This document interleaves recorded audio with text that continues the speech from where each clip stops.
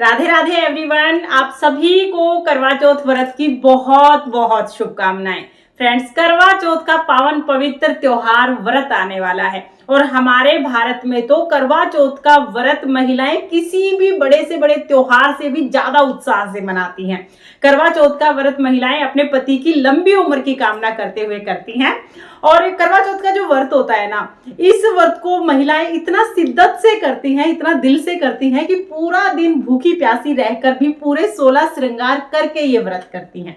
तो आज की वीडियो में हम जानेंगे कि करवा चौथ का व्रत इस वर्ष यानी 2024 में कब किया जाएगा, करवा चौथ का व्रत कैसे करते हैं, करवा चौथ व्रत के क्या नियम होते हैं, कौन लोग इस व्रत को कर सकते हैं, कौन नहीं कर सकते हैं। अगर आप पहली बार करवा चौथ का व्रत कर रहे हैं तो आपको किन बातों का ध्यान रखना चाहिए और इस वर्ष आप करवा चौथ का व्रत शुरू कर सकते हैं या नहीं कर सकते हैं। और कुछ दिन ना ऐसे होते हैं जब हम पूजा नहीं कर पाते हैं, तो उन दिनों में आप करवा चौथ का व्रत कैसे करेंगे। यानी कि करवा चौथ व्रत से संबंधित आपके जितने भी सवाल हैं उनका सभी का जवाब आपको आज की वीडियो में मिल जाएगा, इसलिए वीडियो को आप अंत तक जरूर देखना। तो चलिए वीडियो शुरू कर देते हैं। करवा चौथ का व्रत कार्तिक मास के कृष्ण पक्ष में आने वाली चतुर्थी तिथि को किया जाता है। इस वर्ष यानी 2024 में करवा चौथ का व्रत 20 अक्टूबर दिन रविवार को किया जाएगा। संपूर्ण भारतवर्ष में 20 अक्टूबर दिन रविवार को करवा चौथ का व्रत किया जाएगा। और देखिए अब व्रत कैसे करते हैं वो मैं आपको बता देती हूँ। तो करवा चौथ के दिन सुबह सुबह उठ के ब्रह्म मुहूर्त में सरगी की जाती है। बहुत कम लोग हैं जो सरगी नहीं करते हैं, ज्यादातर लोग सरगी करते हैं। तो अगर आपके यहाँ पर भी सरगी की जाती है तो सुबह 4 बजे ब्रह्म मुहूर्त में उठ के सरगी करनी होती है। 5 बजे से पहले पहले सरगी कर लेते हैं, 5 बजे के बाद सरगी नहीं की जाती है। तो अगर आप भी सरगी करते हैं तो 5 बजे से पहले पहले आप सरगी कर लीजिएगा। सरगी में खाने पीने की चीजें होती हैं, मतलब कुछ खा लेते हैं पहले, तो आप सरगी कर सकते हैं। उसके बाद दिन में आप जो भी आपके काम है, डेली के जो काम है वो सब करेंगे और फिर नहा धो के पूरे 16 श्रृंगार करके हम तैयार हो जाते हैं। मेहंदी आप एक दिन पहले ही लगा लीजिएगा करवा चौथ से, क्योंकि मेहंदी को रचने में टाइम लगता है। तो मेहंदी तो आप एक दिन पहले ही लगा लेंगे। बाकी पूरे 16 श्रृंगार करके हम तैयार होंगे। अगर आपने नई साड़ी, सूट या नए कपड़े लेके आए हैं आप करवा चौथ के लिए तो आप नए कपड़े पहन लीजिए। लेकिन अगर किसी कारण से आप नए कपड़े नहीं लेके आए हैं तो कोई बात नहीं है, नए कपड़े पहनना जरूरी नहीं होता है। आप जो आपके पास पहले से कपड़े हैं उनको धो के साफ करके उन कपड़ों को पहन के भी करवा चौथ का व्रत कर सकते हैं। तो जो भी आपने सोचा है, जो भी आपने नए लेके आए हैं या पहले से जो कपड़े हैं उनको आप स्वच्छ करके पहन लीजिएगा और पूरे 16 श्रृंगार किए जाते हैं। फिर करवा चौथ माता की कथा सुनी जाती है और सासू जी के लिए बायना निकालते हैं। बायना निकाल के हम अपनी सासू जी को दे देते हैं। बायने में सासू जी के लिए कपड़े, खाने का सामान, करवा जो मीठा करवा होता है वो करवा, साथ में कुछ दक्षिणा और श्रृंगार का सामान होता है। श्रृंगार के पूरा 16 श्रृंगार रखना आप चाहे तो रख सकते हैं, लेकिन पूरा 16 श्रृंगार अगर ना भी रख पाए तो आप 2, 4, 5, 7, 9 जितनी भी चीजें आपसे बन पड़े उतनी चीजें आप श्रृंगार की सासू जी के लिए रख सकते हैं। तो ये सारी चीजें लेके बायना निकाल के और सासू जी को देते हैं। जिनकी सासू जी नहीं है वो ये बायना अपनी ननद को, अपनी जिठानी को दे सकती हैं, या ससुराल पक्ष में जो भी महिला आपसे बड़ी है आप उसको ये जो बायने का सामान है वो दे सकते हैं। इसके अलावा अगर कोई नहीं है ऐसा जिसको आप दे पा रहे हैं तो आप मंदिर में जो पंडिताइन होती हैं उनको भी आप ये सामान दे सकते हैं। ये ध्यान रहे कि बायने का जो सामान है वो आप अपने मायके में किसी को नहीं दे सकते। ससुराल में जो भी आपकी बड़ी महिला है आप उनको ये सामान दे सकते हैं। और अगर आपकी सासू जी है, सुहागन भागन है, तो आप अपनी सासू जी को ये बायना दे दीजिएगा। बायना दे देते हैं। उसके बाद देखिए कुछ लोग बिल्कुल निर्जल व्रत करते हैं, वो कुछ भी नहीं खाते पीते हैं, जल बिल्कुल नहीं पीते हैं। और कुछ लोग दिन में कथा सुनने के बाद चाय पानी पी लेते हैं। तो अगर आप भी चाय पानी पी लेते हैं तो पी लीजिएगा। अगर आप चाय पानी नहीं पीते हैं तो फिर आप मत पीजिएगा, फिर आप अपने घर के सारे काम वाम कर लीजिएगा। क्योंकि ये जो दिन है ना, ये आधा तैयार होने में और आधा पकवान बनाने में चला जाता है, क्योंकि त्योहार होता है भाई, बढ़िया बढ़िया से पकवान भी बनाने होते हैं और सजते तो हम पूरे 16 श्रृंगार करके हैं, तो पूरा दिन ऐसे ही निकल जाता है। और सबसे अच्छी बात है कि करवा चौथ के जो चंद्रमा हैं वो भी ज्यादा इंतजार नहीं कराते हैं। करवा चौथ का चांद बहुत जल्दी निकल जाता है, 8:30 9 बजे तक मोस्टली चांद निकल ही जाता है हर बार। मतलब कभी 8, 8:30, बजे तक 9 बजे तक चांद निकल जाता है। तो जब चंद्रमा निकलेंगे तब हम पहले चंद्रमा का पूजन करते हैं, फिर पतिदेव का पूजन करते हैं, फिर पतिदेव थोड़ा जल पिला के और कुछ खिला के व्रत खुलवा देते हैं, मतलब व्रत का पारण हो जाता है। उसके बाद आप खाना खा सकते हैं, शुद्ध सात्विक खाना खाना है, प्याज लहसुन का खाना नहीं खाते हैं। तो रात को चंद्रमा का और पतिदेव का पूजन करने के बाद फिर आप पति के हाथ से पानी पी के थोड़ा सा कुछ खा के उसके बाद आप खाना खा सकते हैं। इस तरह से करवा चौथ का व्रत किया जाता है। बहुत सिंपल, सरल और बहुत ही मतलब क्या बताऊं, उत्साह वाला व्रत होता है ये, जिसको महिलाएं बहुत उत्साह के साथ करती हैं। तो इस तरह से हम व्रत कर लेते हैं। अब देखिए, जो लोग पहली बार व्रत कर रहे हैं वो व्रत कैसे करेंगे। एक बात तो आप ध्यान रखिएगा, जैसे आप पहला व्रत करेंगे फिर आपको सारे व्रत वैसे ही करने हैं, फिर आप नियम में कोई चेंज नहीं कर सकते हैं। तो पहला व्रत आप अगर कठिन करते हैं, अगर आप पहला व्रत निर्जला कर लेते हैं तो आपको हमेशा निर्जला व्रत ही करना होगा।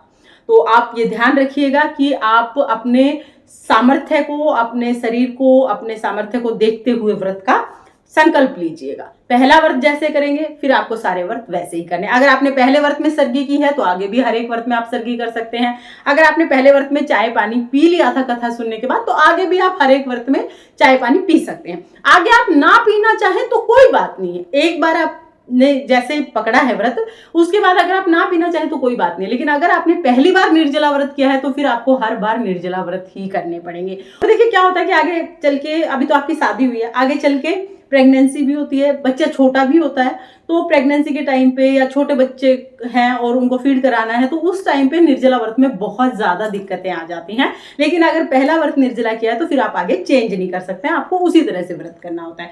तो ये आप पहले ही सोच समझ के अपना संकल्प लीजिएगा कि आपको व्रत कैसे करना है। जैसे भी आप पहला व्रत करेंगे आगे सारे व्रत आपको उसी तरह से करने होते हैं।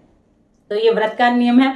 और देखिए, इस वर्ष आप व्रत कर सकते हैं या नहीं कर सकते हैं। तो जिन लोगों की इस बार शादी हुई है या जिन लोगों की एंगेजमेंट हुई है, सगाई वगैरह हुई है, वो सभी इस व्रत को इस साल से शुरू कर सकते हैं, क्योंकि इस वर्ष में ना तो कोई मल मास है ना कोई अधिक मास है।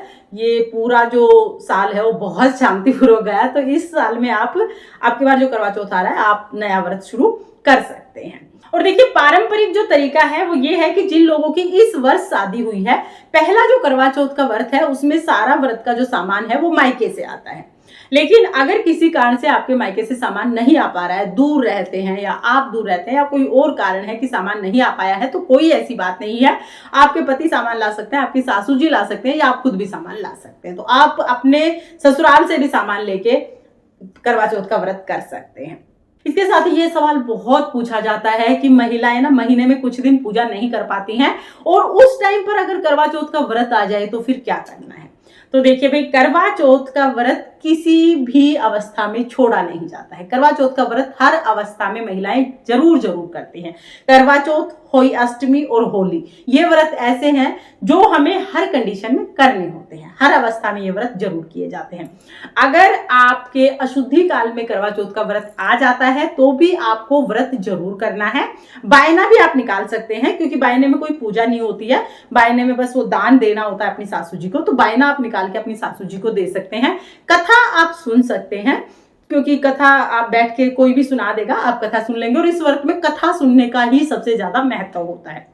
रही बात करवा चौथ माता का पूजन करने का, तो करवा चौथ माता का जो कैलेंडर है उसको आप छुइएगा नहीं। आपके घर में कोई भी करवा चौथ माता का पूजन कर लेगा, कोई भी कैलेंडर लगा के उस पर जैसे भी पूजा होती है, तिलक लगाते हैं और मोली वगैरह चढ़ाते हैं, तो पूजा की जो विधि है वो आपको चैनल पर अलग से मिल जाएगी, आप वहां से देख लेना।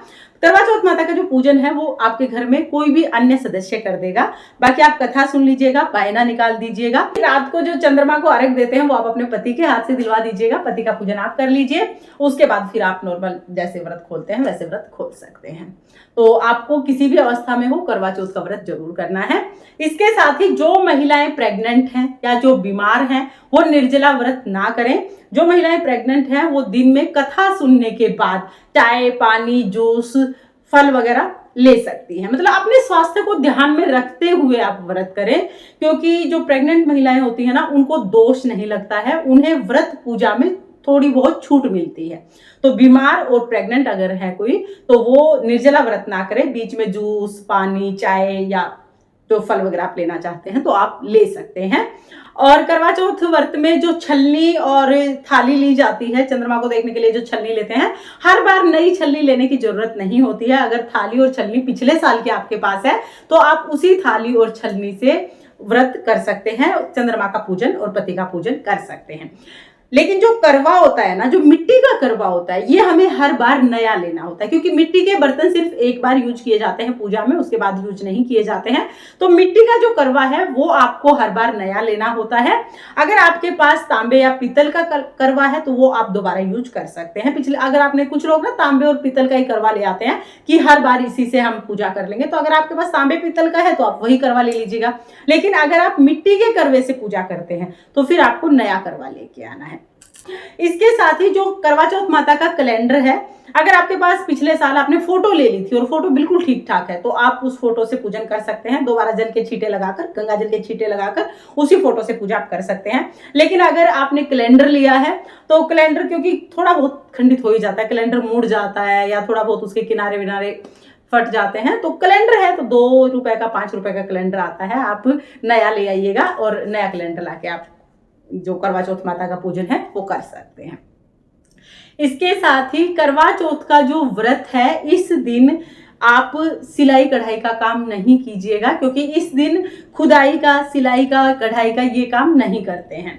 वैसे मोस्टली व्रत जो होते हैं उसमें महिलाएं सिलाई कढ़ाई का काम नहीं करते हैं, साथ में मिट्टी खोदने का काम भी नहीं किया जाता है। तो इस तरह के काम करने से आप बचिएगा। वैसे भी व्रत है तो कोशिश कीजिए कि जो डेली यूज के जो काम है, जो जरूरी है, वही काम करें, क्योंकि पूरा दिन भूखा प्यासा भी रहना है। तो इस तरह के काम, कटाई, सिलाई, बुनाई, इस तरह के काम आप ना कीजिएगा।